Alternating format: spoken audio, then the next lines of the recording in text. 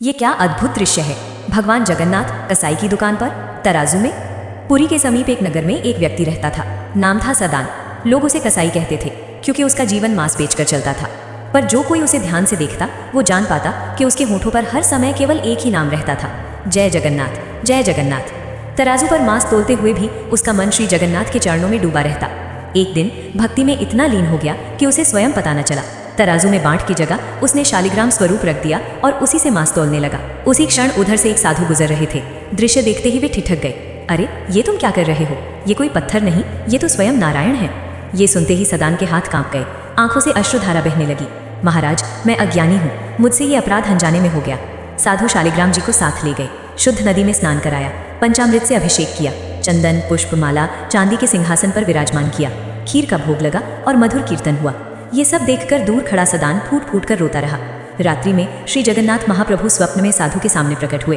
प्रातः होते ही मुझे फिर सदान के पास पहुंचा देना। साधु व्याकुल हो उठे। प्रभु, वहां तो मांस बिकता है, वो शास्त्रों के विरुद्ध है। तब प्रभु ने करुणा से कहा, क्या मुझे सुख स्नान भोग और सिंहासन में मिलता है?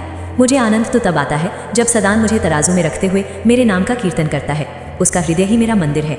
सुबह होते ही शालिग्राम जी वापस पहुंचा दिए गए। जब सदान ने ठाकुर जी को पुनः देखा, उसका हृदय भर आया। नाथ, मैं इतना तुच्छ और आप स्वयं मेरे पास आने को आतुर। उसी क्षण उसने अपना व्यापार त्यागने का निश्चय किया, दुकान बेच दी और बोला, आप मुझसे मिलने आए थे प्रभु, अब मैं आपसे मिलने आ रहा हूँ। वो पैदल श्री जगन्नाथपुरी की ओर चल पड़ा। मार्ग में वैष्णव मंडलियां मिलती। वो साथ चलना चाहता पर लोग पहचान कर कहते, ये तो कसाई है, इसके साथ चलेंगे तो अपवित्र हो जाएंगे। सदान चुपचाप कांटों भरे रास्तों से चलता और मन ही मन कहता, नाथ, मेरे कारण मार्ग भी अशुद्ध ना हो। एक नगर में रात्रि हुई। वो एक घर के बाहर बैठ गया। गृहिणी बाहर आई और भीतर बुलाया। सदान का मन तो केवल जगन्नाथ में था, पर स्त्री ने दुष्ट अर्थ निकाल लिया।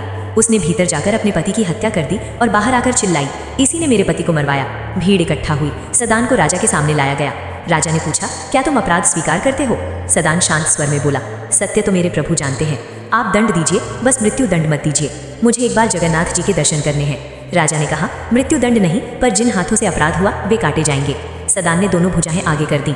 मेरे स्वामी भी तो बिना हाथों के हैं। उसके हाथ काट दिए गए, पर पीड़ा के स्थान पर उसकी आंखों में आनंद के आंसू थे। चलते चलते वो प्रार्थना करता रहा, नाथ, बस इतना जीवन शेष रखना कि आपके दर्शन कर सकूं।